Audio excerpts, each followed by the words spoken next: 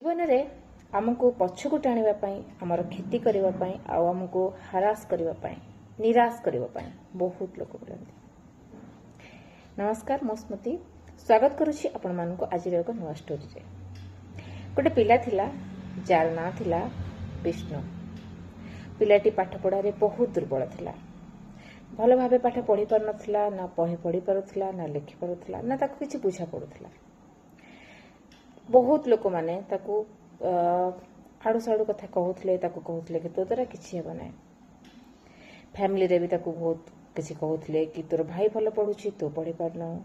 तो ए सब भितर से पिलाटी निराश ही नथिला। जितेबाला से धीरे धीरे प्रथम द्वितीय तृतीय पढ़ी सारिक चतुर्थ श्रेणी को गला, ता मनरे गोटे आकांक्षा आसिला।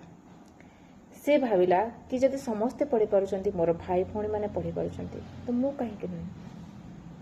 प्रतिदिन से 2-3 पेज लिखा चेष्टा कला। प्रतिदिन से 2-3 पेज पढ़ा चेष्टा कला।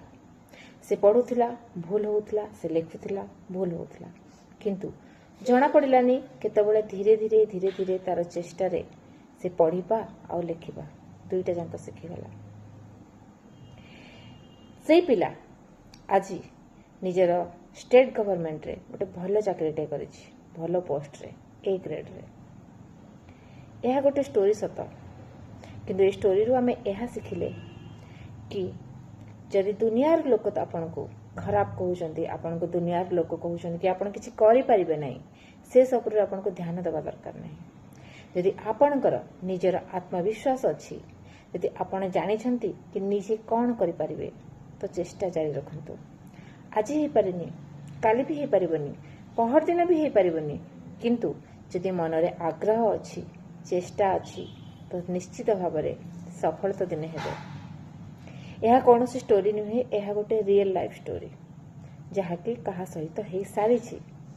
यदि स्टोरीटे भल लगी तो आज ही चेष्टा करंतु, अन्य मानक कथा न शुणी निजर परिश्रम जारी रखंतु और निजर कर्तव्य कर चलंतु। जो आकांक्षा जो इच्छा आपण मन रे अछि ता निश्चित सफल हेबो।